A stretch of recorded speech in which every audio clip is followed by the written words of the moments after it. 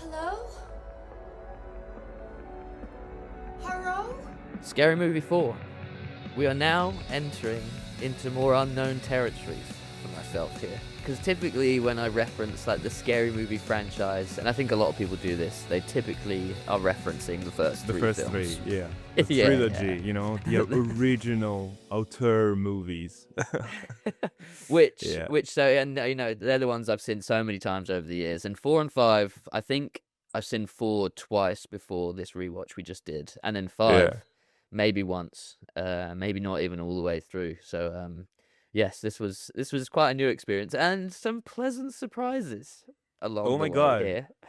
Because I thought this was gonna be a proper disaster, and I feel like we're at our peak right now. You know, we just did Scary Movie 3. You're at your peak of enjoyment of the Scary Movie franchise, and I was like, oh no, it's gonna ruin everything. I've been building up, you know, I've been hyping this up for Tommy, and it's gonna spoil it all in the last 2 films.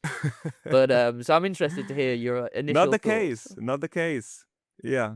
Scary Movie 4 is probably one of the best, actually, which is insane to say. It's on the level of 3, which Did you we saying it's said not the level of was 3? it's on the level of 3, I What? think. Okay, Like cool. Okay, you really liked it. Yeah. I mean, maybe it's because, my expectations were just under the fucking Yeah. ocean. Yeah. But my expectations were very low for the 5th one as well, and that did not change my opinion on that movie. Yeah, 4 was actually quite enjoyable. Gave me some good laughs. I still think we decline in quality from the trilogy from here. You know, I don't think I still think 2 is actually potentially better than 4. All right. But yeah, I was pleasantly surprised with this one, to be honest, and shocked to see it's basically the same team as 3. You know, it's David Zucker, Craig Mazin again, which I was quite surprised by, because it definitely, I mean, you're saying it kind of hits the same mark for you, but for me, I don't think it's kind of got that like silliness as weaved throughout, and like the prop humor that we mentioned before, and it's summarized as I said before. You know, the cold open. You know, we spoke about how the cold starts opens. with a bang. Starts with a bang, man. Oh, see, I disagree. This is probably one of my least favorite cold opens. All right. I like that it's a parody of Saw, but it's the incorporation of, you know, Dr. Phil and Shaq, and it feels more like that them being there is just the joke, and that's you know, that's enough. They don't have to work as hard to make actual jokes in the scenes, because they have the celeb cameos doing the work. First of all, because Shaquille O'Neal is a horrible actor. Yeah. Even in these very brief moments. They make a joke of that in Scary Movie 1's cold open. You know, she says something about, well, you haven't seen Shaq act. So it's like, hey, we're coming full circle here. Yeah, that's true. He was in Steel, and I cannot imagine witnessing Shaquille O'Neal's acting for an hour and a half. But this was enough. But you know, like they implement the fact that he's, you know, like a huge basketball player. You know, like very famous, very good, and like he has to solve a puzzle, or you know, like try to free himself. By dunking, literally like dunking a piece of cement into a basket, and Dr. Phil keeps getting hit in the face. Classic, you know, just like people getting hurt humor. That is it's hitting so our Scary 3. Movie. It's hitting our 3 marks. You know, you have your slapstick violence, the prop humor with the basketball net up there, and dated jokes with any reference to Dr. Phil and Shaq. I know it's like the most obvious joke you can do, but I don't know why I found it fucking hilarious when Dr. Phil is like, you know, Shaq manages to convince him to kind of like, he has to saw through his leg to get free in time to kind of like stop the nerve gas that is going to kill them. Yeah. And of course, you know, Dr. Phil, you know, he starts hacking at his leg, and then he's like, oh, we're free, I've done it, but he's the wrong leg.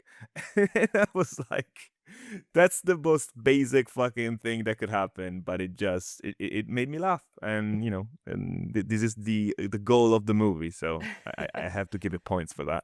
This was also it was a really short cold open as well. It felt a lot Yeah. shorter than the three that we had previously experienced. Yeah, I don't know. This cold open just didn't do it for me. I feel like it's because, and also you said, and you're right in saying that it's a pretty quick, like it goes by pretty fast, and then you move on to the title card, and then the movie starts. But we actually have kind of like another cold open with Charlie Sheen, which he appears at the beginning of the movie That's what I was for like. thinking. I was like, should we maybe split them and rate them both? But I was like, the Charlie Sheen one is kind of terrible as well. But there is more funny stuff in the second. I guess like you said, you call it a second cold open. It's making fun of The Grudge. And also, Um, okay, so that's what it's referencing, right? Like it's yes, the yeah. Grudge. Okay, I was like, because then it becomes clear later that it's about the Grudge, but I did not remember what the specific scene of Charlie Sheen, the Charlie scene, if you will, I mean, there's was not a scene in The Grudge where somebody gets a massive erection and jumps out a window and lands on it, but but someone dies in that way. it's like I'm the guessing in The suicide, Grudge. yeah, and then Yeah. she gets sort of passed it on from that person. So yeah, it's definitely like spoofing The Grudge, this opening bit. Anna Faris is really funny in Yeah, this she's opening great. sequence. I feel like it's the first time we've seen like she is the same character from 3. Like Yeah. they kind of have carried it over for the first time, whereas there's like a lot of differences in the characters before that she plays. But this feels Yeah, but like exactly they try to reference the fact that the kid from the Sixth Sense is not there with her anymore. She enrolled him into the army, Yeah, and that's such a Charlie great Sheen's picture. brother, Charlie Sheen's brother is not there anymore because he died in the $1 Million Baby spoof, and like there's all these little things that they try to connect back to the third movie. So they didn't have to do it because the previous movies didn't bother to explain. Like, oh, who cares if this character died? We're gonna bring him back because he's funny. So yeah, it's another thing that kind of like won me over. Them trying to give the character of Cindy Campbell kind of like a through line for some reason. Yeah. And then after that, you get the third start of the movie. This film has 3 beginnings. Yeah, We that's get true. we get the introduction to fake Tom Cruise. Who Oh my god. Who I tell you what, I remember him being like my perception of how I remember this film of him being really bland and boring. But this guy's perfect for this. Like I think he plays and I've seen War of the Worlds recently, and Oh really? it's so on point. Like the way Oh he's my god, playing like Tom the Cruise. scene at the beginning, like also, like, can I just say, like, yeah, I agree with you. The guy who plays fake Tom Cruise just knocks it out of the park. But also, like in general, like when they do the War of the Words parody, like it looks like they had a bigger budget, and I looked it up, and it's actually smaller than 3. Yeah. Yeah. But like the War of the Words scenes are pretty impressive, and even at the beginning when he's like operating the crane, and then like this huge kind of like this wide shot of like the it looks like the actual movie they're referencing. Yeah. In many ways. So I thought it was impressive. Which we said is so important, I think, to make the parody element work, is that it can't just all look cosplay and shit. Like it works so much better when it's a high production value, for sure. It adds to the comedy. And yeah, so we get an introduction to his character. It's and I feel like they're really trying to hit the same note they did with 3, like try and mix a more sci-fi movie with a straight up horror. Yeah. We had the signs. It's literally the same thing as 3. Like they're trying Yeah. to hit like literally the same beats at the same time, Yeah, almost yeah. like beat with, but and like the humor that worked in 3 they're reusing in 4. But it worked, so it's funny again. Oh, it works. It's great, and I feel it's rife for comedy. Like you get him. He gets. I think he's called Tom as well. His character. Yeah. He goes to the bar after work, and he hates his job. Working at working at the crane, moving shipping containers. Then he goes to the side, and he's playing on like a shipping crane game. Yeah. Well, I spend every waking minute of my life operating a crane. God, I hate my job.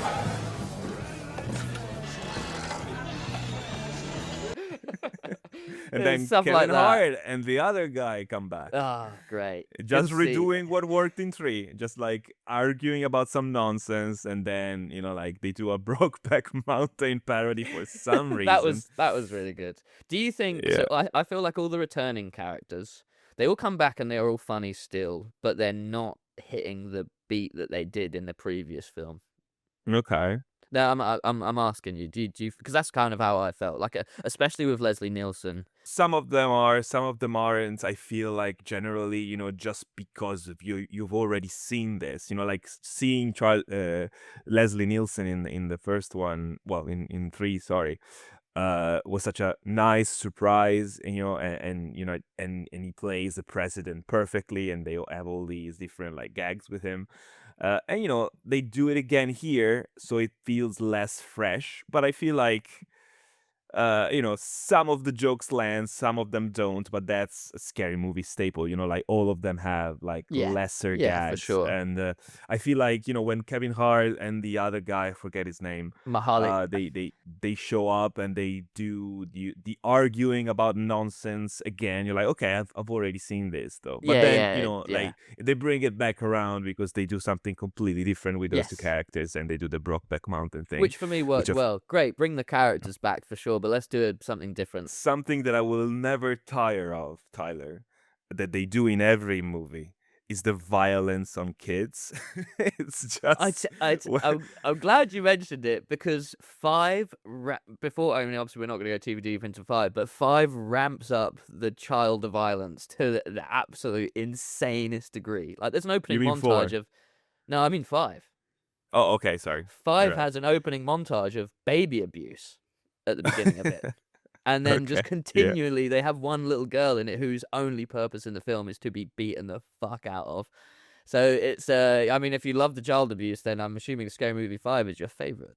Okay, so what I meant is I like how they do it in here. Like with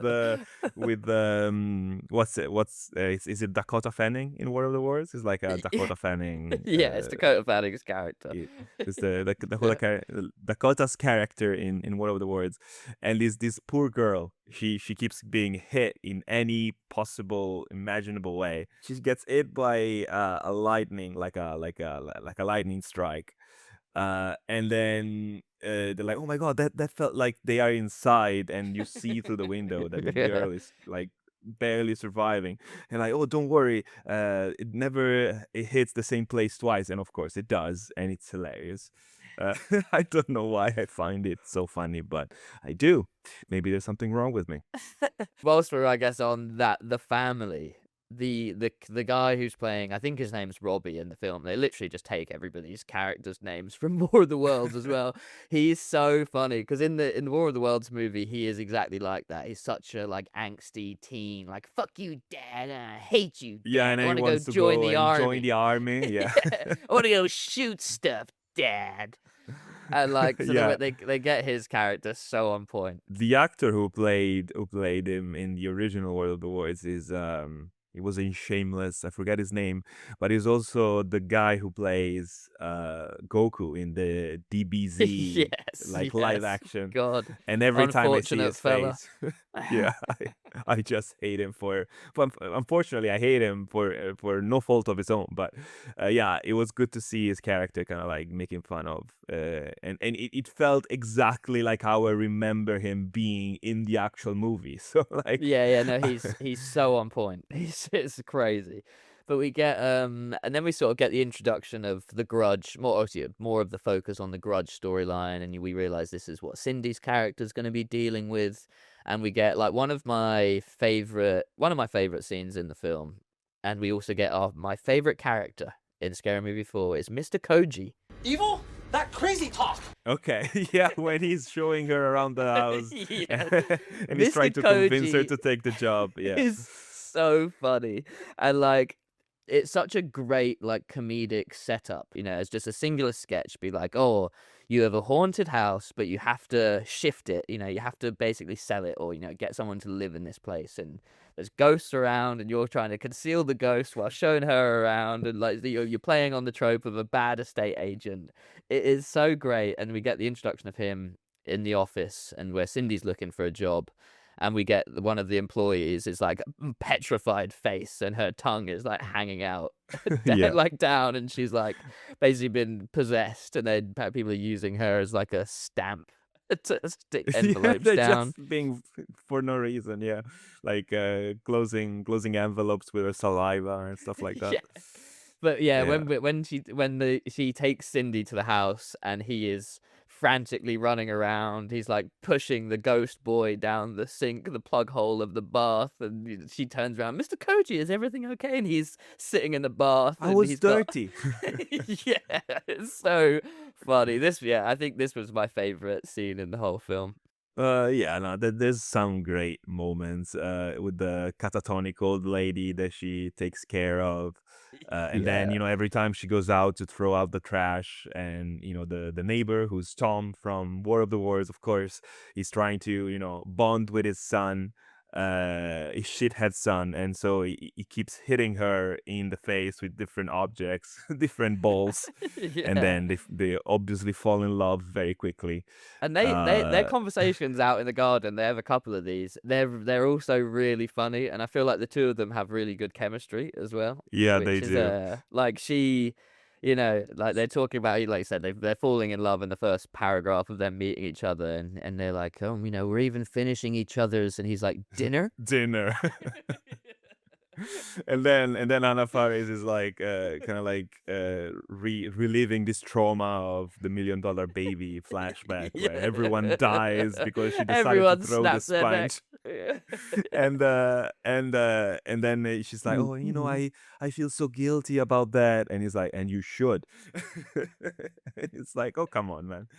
And then what I love again, I know this is such a weird thing to love about this movie specifically, but like even the $1 million baby thing that you feel like comes out of left field, it's not really a horror, it's not really the kind of movie that they would reference really, but then they bring it all back, and it's all connected to the grudges curse, and people dying Yeah, he was in there. the He was there at the boxing match.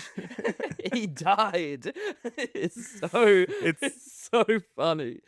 it's Anna Faris' fault. But yeah, then we have the I suppose before world. we just move on from the scene of them talking, there was another this bit just had me howling. Like there's so many jokes stuffed into this conversation, and Yeah. Tom's like, I'm having problems connecting with my son. And she's like, maybe you could speak to him for me. And Cindy goes, I did. What's a cockmonger? So good.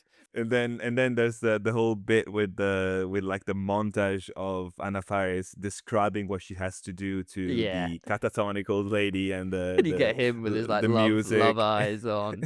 Yeah. It's like, oh my god, and she's doing disgusting things with her hands. Yeah. It's great. Everything is, it's all good. And then the alien invasion happens, and we have the tripod gag. Do you remember this? Yeah, this is what I remember Scary Movie 4 being. Like before I'd rewatched it, I remember I was like, yeah, they do a Saw thing, they do a War of the Worlds thing, and they have an iPod. Then what is hip? What is hip with the kids right now? It's the Yeah. iPod. Let's do an iPod. But I think it's actually kind of genius, because the tripod from War of the Worlds, very iconic design. They kind of replicated exactly in this. But as soon as it comes out of the ground, you're like, oh my god, how are they gonna do it? And it's a fucking giant iPod for some reason. Yeah. But then it switches from whatever playlist they're playing at the beginning, it switches to Exterminate Humanity or something, and it Yeah, turns yeah. into the actual tribe. But I thought that was another very kind of like unnecessary gag, which is where Scary Movie shines. Yeah, When they yeah, do like when they go the extra mile. expensive, unnecessary gags. I was so impressed, man. So many extras, big sets. When they do I guess it's supposed to be kind of like a Lost parody kind of thing. When she runs, like Hannah Faris runs into Brenda. That's straight up who's- from War of the Worlds as well, I believe. Okay, They find a downed plane, and there's a news person who's on the plane. But yeah, it's of course, she's alive, even though she was so dead in 3. And now, what's weird, because we were talking about, praising the film for having continuity with Cindy's character, but Brenda is now a news reporter. She's taken Cindy's role from the last film. Now she's a news reporter, completely random. And it's Why are you surprised? we're like halfway through the movie and we're introducing Brenda now. It's just so they can have a little drive and then end up in the village, which I didn't remember this, and I loved it. It was like, what is happening? Why is the village one of the movies you're doing? Which makes sense. It was a popular movie at the time. They did Signs with the previous one. So, M. Night Shyamalan. Yeah, The Village came out in 2004, so it makes sense. But yeah, I thought it was probably more because they were like, oh, Signs works so well. M. Night Shyamalan, such a off-the-wall filmmaker that there's so much to take the piss out of with his projects. And it's true. And it works here as well. Yeah. But, here we have more of the, it's the guy from 2 with the famous character. Chris Elliott comes back, Yeah, Chris Elliott plays the Joaquin Phoenix character, and we have my God, Bryce. he's terrible in this. It's so bad. He took his I played a disabled person in 3. Let me ramp that up and play it. It's just absolutely insane what he's doing, and it does it. It's not funny either at all. I can't imagine. No, it's not. It must have been incredibly awkward on set. This is probably the kind of like the worst segment of the film, but again, incredibly well reproduced sets from. It feels like they used the original sets. Maybe they did. I don't know. Like it just feels like the movie in many moments. Like the costumes are all spot on, and then they have that trial, and the Bryce Dallas Howard character comes in. She's blind, of course, and of course they do the joke where she doesn't know where she is, and she takes off her clothes and starts shitting into what it's not. Unfortunately, it's not a toilet. But yeah, it's so. And Brenda and this other guy, during the trial, they fall in love with each other, and then what I was amazed about though in this, and I'd obviously completely forgotten about it, and they show you really early on when Anna Faris goes first to the house of the old lady. She's sifting through some photographs and see Bill Pullman in one of these photographs, and you're like, okay, well that's kind of, they do that in The Grudge, so maybe it's just a reference to that there's some haunted mystery and some secret. But then I was not expecting Bill Pullman to actually be in the movie. I just thought that was going to be such a throwaway thing. You're like, oh, this is all it is. There is some connective tissue here. Like a real actor. Yeah. That's why I was like, there's no fucking way he's appearing in this film at this late on as well. I was like, no, for sure, it's not happening. Yeah, no, he is there, and he has like a chunky role. And then he dies, and he has to confess his crimes or whatever, and it's really sad. Bring it all back together with the War of the Words, kind of like they all come back into, like, they go into the tripods, and like the story kind of like connects back to that. I thought was quite fun. We also get our most extensive Michael Jackson joke of the franchise, because I would have to double check, but I think one has the joke at the beginning about Michael Jackson. In the cold open. 3 obviously has the one where he's the Sixth Sense parody, and here we get the sort of pivotal scene in War of the Worlds where he's like, Robbie's trying to run to the army and Tom's in the middle, and Dakota Fanning's character's like by the tree, but she's getting sort of accosted by some stranger, and he sort of leaves Robbie and he goes over, and it's obviously Michael Jackson trying to take the kids. And this scene goes on for a long time, and it's very heavily like, oh, Michael Jackson's a pedophile. Isn't that good? And it's like, they really go in on him about this one. It is kind of insane that a Scary Movie 4 is referencing the fact that Michael Jackson was a pedophile, but the Michael movie that just came out is apparently not talking about that. But speaking of Michaels, another one that shows up that I was not expecting is Michael Madsen. He plays Tim Robbins' character. Tim Robbins' character from War of the Worlds, yeah. So it's for like, hey, a their scene. version, I suppose Scary Movie's version of Tim Robbins would be along the Michael Madsen line. But there's so many little gags here. Like of course, when they're trying to find refuge in the midst of this crazy alien attack, and there's this guy, come with me, and of course they turn around for a second. Oh, and Dakota Fanning, she's like, oh, I don't trust him, and the father is like, oh, don't worry, I'm a great judge of character. And then in the meantime, this guy who was calling out to them gets hit in the head and replaced by Michael Madsen. So, but then that doesn't really come into, like, it doesn't happen. Nothing happens because then they move on from that scene. So, Literally nothing happens. I feel like there was probably something cut there where Michael Madsen's being creepy to them or something like that. Definitely, because that feels like, even for this film, I feel like it was only there for that joke of Tom being a great judge of character, but then of course he's not, because that guy is clearly evil. I don't know, like, I feel like these movies do not do like set up and pay off. they don't usually do that. I mean, that's why I'm surprised. Like, the Bill Pullman thing was like plot set up and pay off. Yeah, but that's what I'm saying. And there's a joke in here, when and they do this in War of the Worlds as well, where the mechanic gives Tom, like, it's a replacement battery for the car, and that will get the car going again. And Brenda and Cindy see somebody with a working car, and they use the battery to throw it at his head and steal the car off him rather than like replacing it within the car. Yeah, there's a few. And also, you just reminded me of another scene that cracked me up, and it's again very obvious gag, but it worked with me. And it's when they're trying to sneak into the village. Brenda and Anna Faris, they're trying to sneak into the village, and they see these two ladies, and they're like, oh, we're gonna replace, we're gonna take their clothes.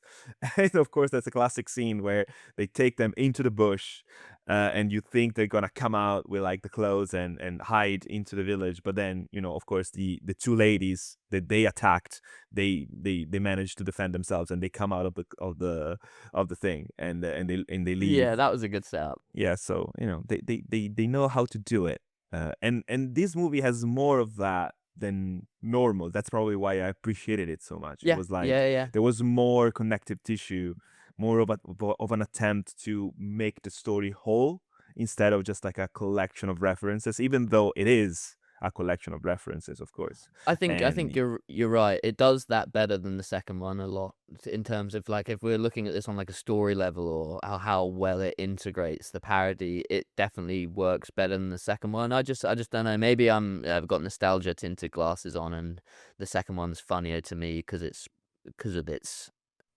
I mean, we know your history. Judgment is completely compromised. Yeah, no, it is. After you gave like a It is. 9 to Scary Movie 1, so I gave it a 7. I gave it a 7.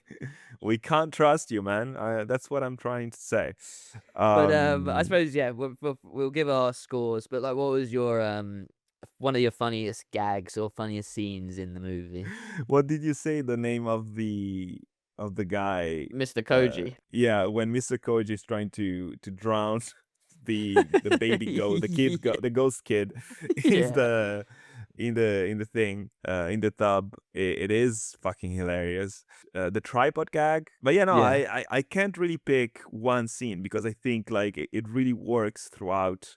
Again, maybe because I was expecting very little, but I think it's on the level of 1 and 3 in terms of how much I laughed at this one. Yeah, like I said before, Mr. Koji showing Anna Faris around the house, my funny sort of scene in its entirety. I love the setup of that gag.